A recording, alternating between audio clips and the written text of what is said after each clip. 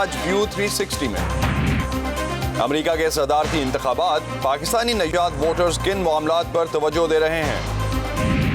گھروں میں دیکھیں بارش ہو کر لوگ پانی پی رہے ہیں. ابھی ایک گلاس میں نے پانی مانگا، وہ کہتے ہیں ہمارے پاس پانی نہیں ہے. کراچی کے شہری بارش کے بعد کس حال میں ہیں؟ اور ملیے انٹرنیٹ ڈیڈ سے جن کے پاس ہیں آپ کے بہت سے سوالوں کے جواب.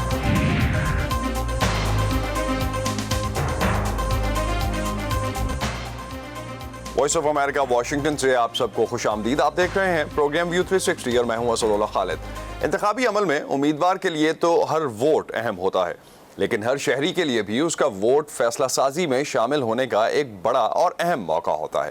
امریکہ کے محکمہ مردم شماری کے مطابق بھارتیوں کے بعد پاکستانی تارکین وطن امریکہ میں جنوبی ایشیائی باشندوں کا سب سے بڑا گروپ ہے. ان کی تعداد 5 لاکھ سے زیادہ ہے اور سینٹر فار امریکن پروگریس کے گزشتہ امریکی انتخابات کے ووٹرز ڈیٹا کے مطابق 72% یعنی تقریباً 3.5 لاکھ کے پاس ووٹ ڈالنے کا حق ہے.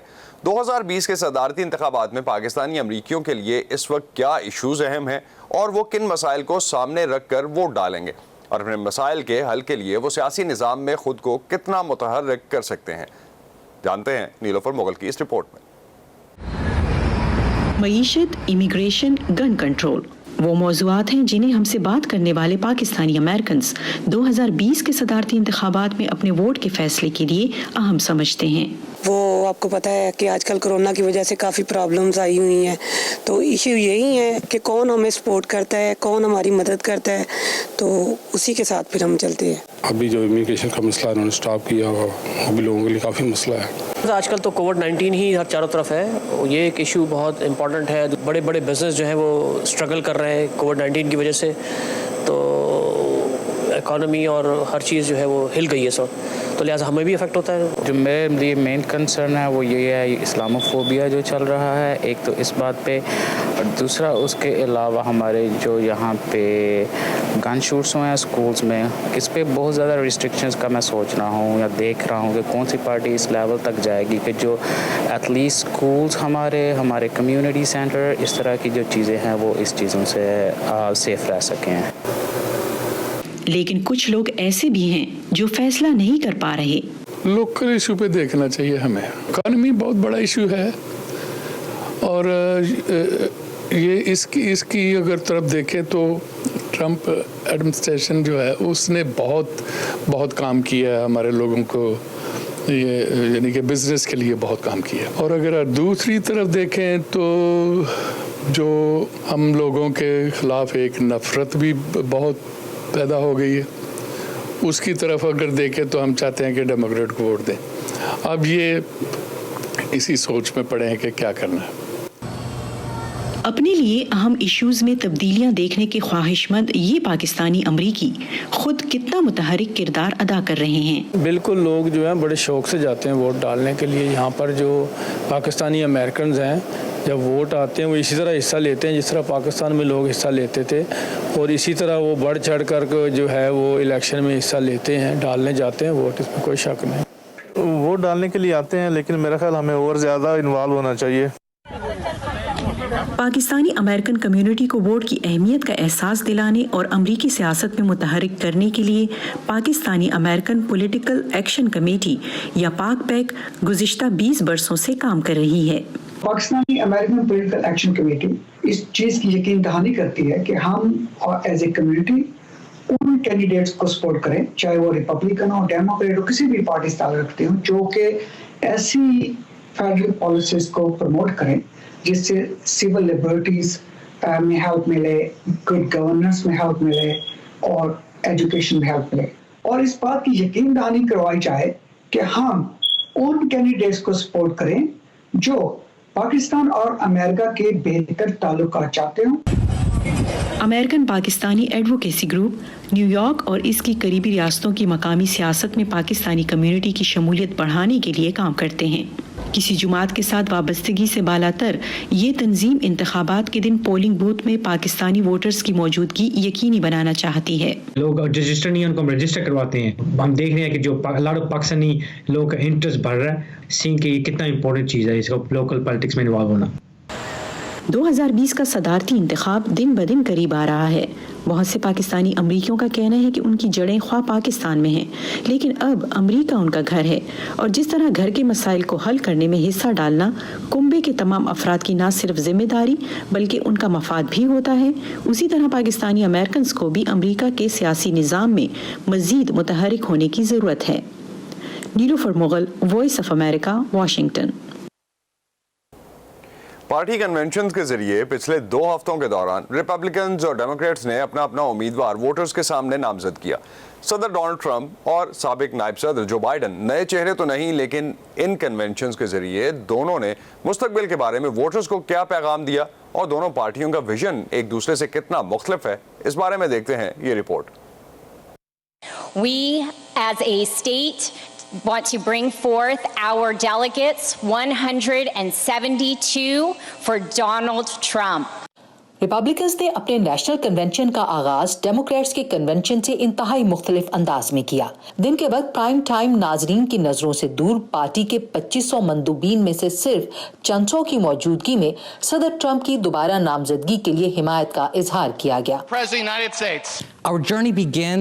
डेमोक्रेट्स ने अपने इस रोल कॉल को मुल्क की एक मजमूई तस्वीर पेश करने के मौके के तौर पर इस्तेमाल किया, जिसमें पार्टी मंदूबीन ने बजरिया वीडियो वोट डालने के साथ अपनी रियासतों के बारे में मुख्तसरन तारीफी कलमात भी पेश किए। I actually think the virtual convention has been a boon to both parties. मेरा ख्याल है कि वर्चुअल कन्वेंशन दोनों पार्टीज के लिए बहुत फायदेमंद साबित हुआ।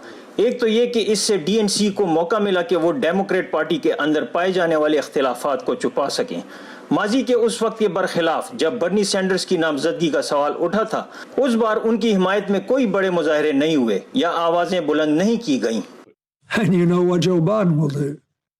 जहां डेमोक्रेट्स ने मुख्तसर दौरानिये की तकारीर के लिए सादा वीडियोस का बहुत इस्तेमाल किया, रिपब्लिकन्स ने एक पुरशिकोह ऑडिटोरियम से रिकॉर्ड शुदा और बराह रास्त तकारीर का इम्तजाज इस्तेमाल करते हुए तकरीब को लाइव कन्वेंशन का रंग देने की कोशिश की। सिर्फ मुट्ठी भर मुंतखब रिपब्लिकन ओहदेदारों ने तकारीर की। साबिक सदर जॉर्ज डब्ल्यू बुश ने खिताब नहीं किया। रिपब्लिकन पार्टी का पुराना और अहम हिस्सा समझे जाने वाली शख्सियात की गैर मौजूदगी यकीनन मायने खेज है। आप चाहते हैं कि पार्टी के तसलसल की अक्कासी हो, आप दिखाना चाहते हैं कि आपको पार्टी की हिमायत हासिल है, और इस साल अहम शख्सियात की अदम मौजूदगी से इशारा मिलता है कि अब की बार ऐसा नहीं।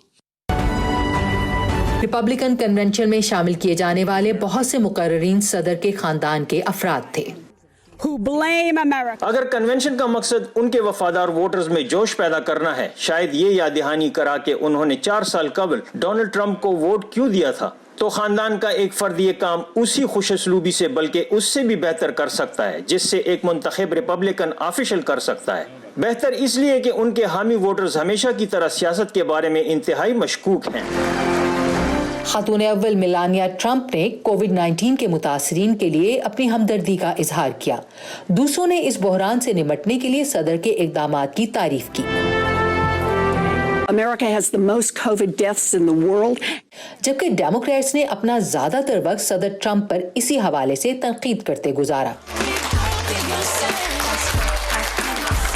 जो बाइडन ने अपने मेहमानों से जूम के जरिए बात की, और जब कभी भी वो दूसरे लोगों के नजदीक आए तो उन्होंने इस बात को यकीनी बनाया कि वो मास्क पहनकर उसकी अच्छी मिसाल बने। दूसरी जानब डोनाल्ड ट्रंप ने व्हाइट हाउस में लोगों के साथ बिलमुशाफा मुलाकातें की और किसी ने मास्क नहीं पहने थे, और मेरे ख्याल से इससे दोनों जमातों के बीच बड़े मामलात पर फर्क का पता चलता है, न सिर्फ कोरोना की वबा से निपटने की हिकमत अमली पर बल्कि उमूमी तौर पर अमरीका के मुस्तकबिल पर भी। और दोनों जमातें दावा करती हैं कि उनका मुखालिफ उनकी मुमकिना जीत को मुल्क के लिए तारीख मुस्तकबिल की आमद करार दे रहा है।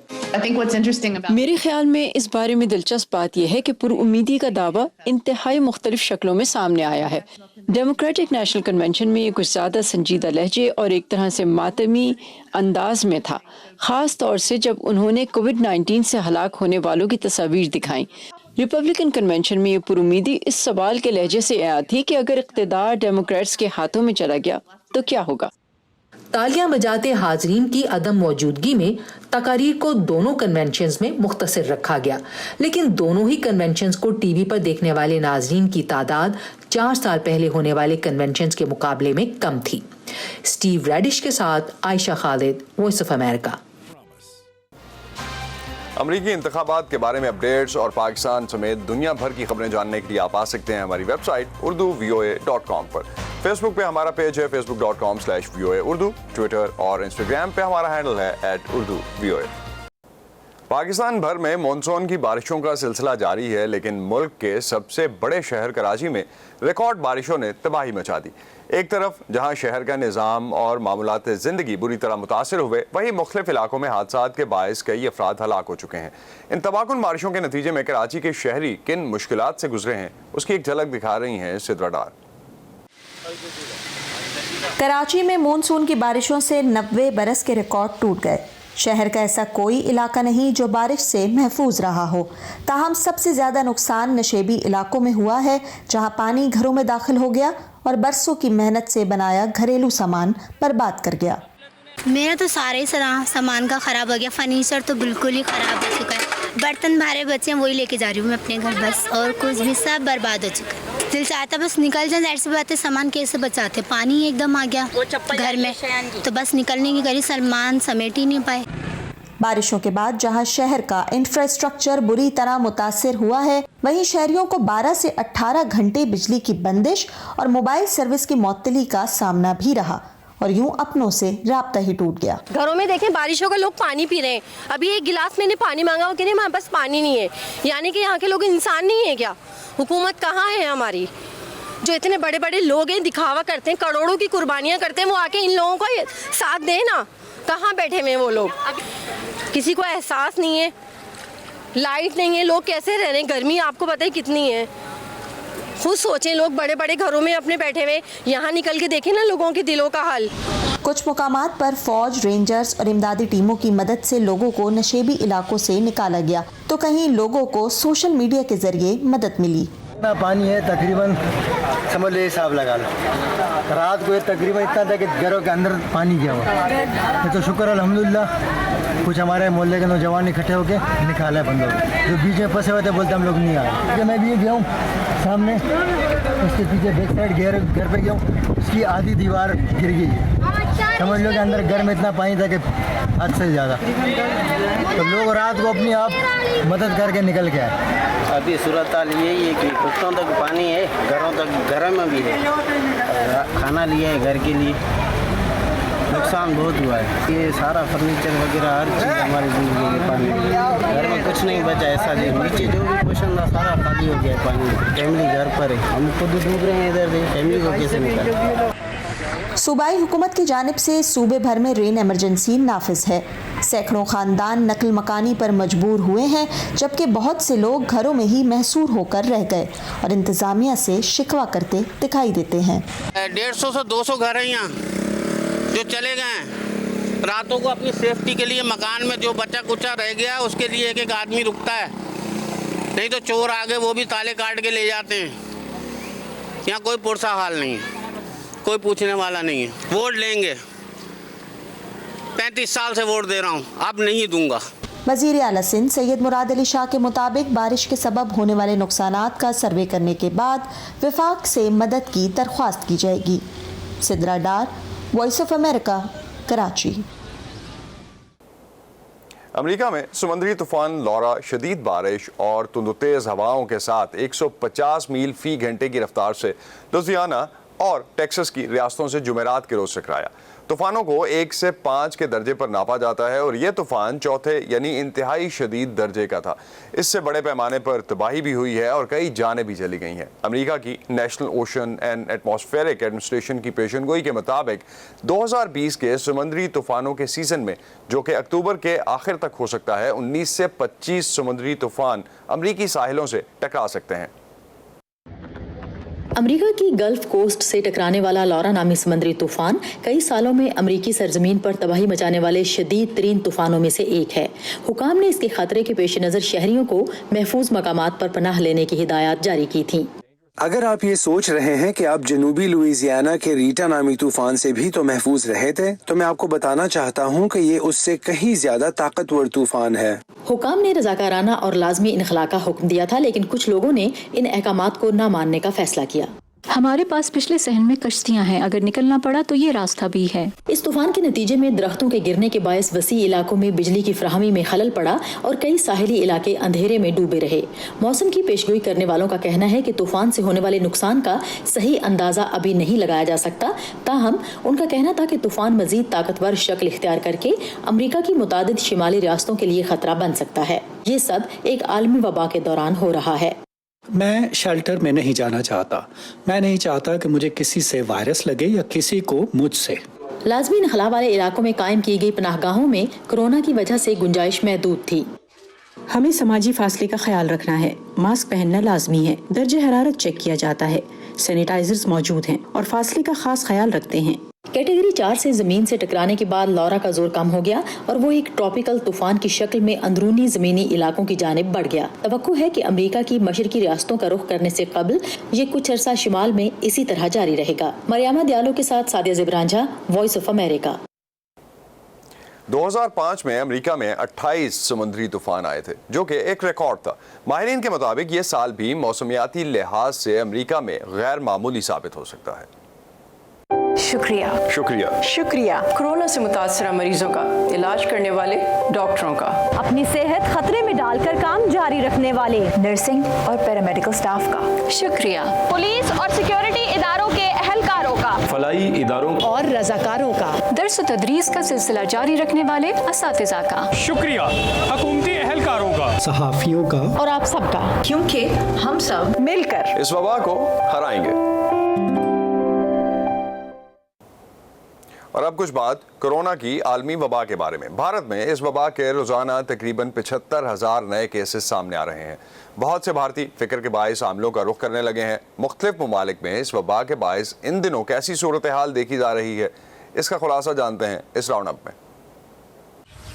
भारत में कारोबारी बंदिशों के खिलाफ बेजारी और कोरोना के मुतासरीन से राब्ते में आने वालों की मालूमात के निज़ाम के फुकदान से कोविड-19 की वबा अब 1.3 अरब लोगों की आबादी के इस मुल्क के हर कोने में फैल चुकी है। भारत में केसेस के बढ़ने की रफ्तार इस वक्त दुनिया में सबसे ज्यादा है। यहाँ रोजाना 75,000 से जायद नए केसेस रिकॉर्ड किए जा रहे हैं। वबा से पैदा होने वाली गैर यकीनी सूरत हाल में भारतीयों की एक बड़ी तादाद आमिलों और नजूमियों का रुख कर रही है।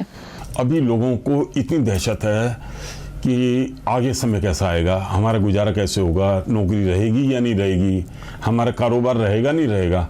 दूसरी जानिब मिस्र में मार्च में कोरोना वबा के आगाज के बाद पहली बार मसाजिद को जुमे की नमाज के लिए खोला गया तो काहिरा की मारूफ अल अजहर मस्जिद में नमाजियों का रश उमड़ आया। मिस्र में कोरोना के 98,000 से जायद केसेस और 5,500 के करीब अमवात रिकॉर्ड की जा चुकी हैं। मुल्क में मसाजिद को जून के इख्तिताम पर खोल दिया गया था, ताहम रश के पेश नज़र नमाज जुमा की अदायगी की इजाज़त नहीं दी गई थी।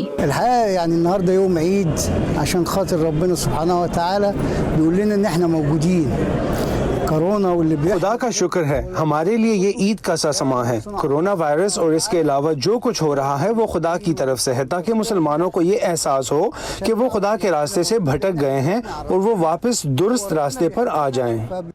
غزہ میں ماہی گیر اسرائیل اور حماس پولیس کی جانب سے لگائے گئے دوہرے شٹ ڈاؤن سے پریشان نظر آئے۔ اس چھوٹے سے ساحلی علاقے میں جو کہ 20 لاکھ فلسطینیوں کا گھر ہے، 40 کلومیٹر طویل ساحلی پٹی عام دنوں میں علاقے کے لیے خوراک اور 4,000 ماہی گیروں کے لیے روزگار کا اہم ذریعہ ہے۔ پہلے قبضے کے باعث اور ایک ہفتے بعد کورونا وائرس کی وجہ سے ہم پر سمندر میں جانے پر پابندی لگا دی گئی۔ اب ہم بے روزگار ہو چکے ہیں۔ جانس ہاپکنس یونیورسٹی کے مطابق امریکہ کورونا کیسز کی کل تعداد کے اعتبار سے اب بھی دنیا بھر میں پہلے نمبر پر ہے، جہاں تقریباً 60 لاکھ کیسز اور 1,80,000 سے زیادہ اموات ریکارڈ کی جا چکی ہیں، جو عالمی اموات کا 20% ہیں۔ تاہم بے روزگاری الاؤنس کے لیے درخواست دینے والوں میں کچھ کمی ریکارڈ کی گئی۔ جنوبی کوریا کے دارالحکومت میں شٹ ڈاؤن میں سختی کرتے ہوئے ریسٹورینٹس بند کرنے کا حکم جاری ہوا ہے۔ شہر کے گرجا گھر، نائٹ کلبز اور سکولز پہلے ہی بند ہیں، جبکہ فرانس کے دارالحکومت پیرس میں بھی سختی کرتے ہوئے تمام پبلک مقامات پر ماسک پہننا لازمی قرار دیا گیا ہے۔ شہر کے میئر نے 1 ستمبر کو مڈل اسکول کھلنے پر طلباء کو دوبارہ قابل استعمال ماسکس فراہم کرنے کا اعلان بھی کیا۔ کووڈ-19 کے عالمی بحران سے نمٹنے کے لیے مختلف ممالک اپنے اپنے انداز میں اقدامات کرتے نظر آتے ہیں۔ فائزہ بخاری، وائس آف امریکہ، واشنگٹن۔ امی، حکمران امریکہ کے ہوں یا ہندوستان کے، افغانستان کے یا پھر پاکستان کے، उन्हें कुछ ना कुछ तो कहना है ना अपने मुल्क के लिए। Pakistan has much to gain लेकिन ऐसे में हमारा काम किसी हुक्मरान की बात पर नाराज हो जाना या फिर तालियां बजाना थोड़ा ही है। पाकिस्तान के हुक्मरान सुन ले। खुदा बस इतनी समझ दे कि जो जैसा कहे हम उसे वैसे का वैसा आप तक पहुंचा सके। बाकी फिर आप तो समझदार हैं ही। बड़ी जंग पाकिस्तान टेररिज्म के खिलाफ लड़ रहा है। इस प्रोफेशन में ना अम्मी, बस इतना सा तो ख्वाब है। खबर जैसी पहुंचे वैसी, व्यू 360 सिर्फ आज न्यूज़ पर। यूरोप की हुकूमतें नए तालीमी साल के लिए स्कूलों को दोबारा खोलने की तैयारी कर रही हैं, क्योंकि माहिरीन सेहत का कहना है कि बच्चों के लिए तालीम दोबारा शुरू करना बहुत ज़रूरी है। लॉकडाउन के बायस बहुत से तालिब इल्म 6 माह से स्कूल नहीं गए, लेकिन स्कूल खोलने के इम्कान पर असातिज़ा की कुछ तंजीमें अमले की हिफाजत के हवाले से खदशात का इजहार भी कर रही हैं, क्योंकि यूरोप में कोरोना के केसेस अब भी बढ़ रहे हैं। बरतानवी वज़ीर आज़म के ख्याल में अब स्कूल खोल देने चाहिए। स्कूल महफूज हैं और तलबा को वापस आता देखना जबरदस्त है। बरतानवी साइंसदानों का कहना है कि अगर स्कूलों के दोबारा खोलने में खतरे की बात करें तो फिर तलबा को वापस लाने में बेहतरी है। The chances of children being catching COVID and then बच्चों के महज स्कूल जाने से कोरोना वायरस में मुब्तला होने और सेहत के संगीन मसाइल से दो चार होने के इम्कानात बहुत कम हैं, मगर ऐसे बहुत सबूत हैं कि तवील अरसे के लिए स्कूल ना जाने से बच्चों को बहुत ज़्यादा नुकसान होता है और इसके तवील मुद्दती असरात भी हैं। इस हफ्ते अपनी पॉलिसी में तब्दीली करते हुए बरतानिया का कहना है कि अब हाई स्कूल के तमाम तलबा को ऐसी जगहों पर मास्क पहनना ज़रूरी है जहां ज़्यादा लोग जमा हों, लेकिन क्लासरूम्स में नहीं। फ्रांस में भी इसी तरह का कानून लागू होगा, जहां 6ठी जमात और उससे ऊपर के तमाम बालगों और तलबा को मास्क पहनना पड़ेगा। इटली टीचर्स और शागिर्दों की टेस्टिंग के बाद अपने स्कूल को दोबारा खोलने की पॉलिसी पर कायम है। ये बात वाज़ह है कि अगर वायरस से मुतासर होने वालों की तादाद ज़्यादा हो तो आपको ज़रूरत पड़ने पर क्लास या स्कूल बंद करना पड़ेगा या फिर बच्चे घर में ही रहेंगे। स्पेन में कोरोना की वबाई बीमारी के अरूज के बाद पिछले हफ्ते हफ्तावार इन्फेक्शन के सबसे ज़्यादा तादाद रिकॉर्ड की गई, ताहम अमवात बहुत कम है। हुकूमत का कहना है कि स्कूल को दोबारा खोलना तरजीह है। हम बुनियादी तौर पर वालिदैन तलबा अपने बेटों बेटियों असातिज़ा और कारकुनों के मकरूज़ हैं कि उन्हें महफूज माहौल मुयस्सर हो। बहुत से स्टूडेंट्स 6 माह में पहली बार रस्मी निज़ाम में तालीम हासिल करेंगे। माहिरीन सेहत कहते हैं कि बच्चों को क्लासरूम्स में वापस लाना नागुज़ीर है, जो तलबा और असातिज़ा दोनों के लिए महफूज हैं। शवाहिद से पता चलता है कि असातिज़ा के दरमियान वायरस के फैलाव की शरह ज़्यादा है, लिहाजा हमें इसके बारे में सोचने की ज़रूरत है कि हम असातिज़ा के साथ साथ शागिर्दों की हिफाजत कैसे कर सकते हैं, क्योंकि अब हम 1 अरब से ज़्यादा बच्चों को स्कूल से बाहर रखने के साथ आलमी तालीमी बहरान में दाखिल हो रहे हैं। गर्मियों की छुट्टियां खत्म हो रही हैं। अब जब स्कूल और दफातर खुल रहे हैं तो पूरे यूरोप में परेशानी की कैफियत है, क्योंकि इन्फेक्शन की शरह में फिर से इजाफा हो रहा है। हेनरी रिजवेल के साथ एरम अब्बासी, वॉइस ऑफ अमेरिका। ये था आज का व्यू 360। Stay safe. आप अपने फीडबैक से हमें आगाह कर सकते हैं facebook.com/VOA उर्दू के पेज पर। ट्विटर इंस्टाग्राम पे हमारा हैंडल है @urduvoa। अब तक के लिए इतना ही। असदुल्लाह खालिद को इजाजत दीजिए। खुदा हाफिज।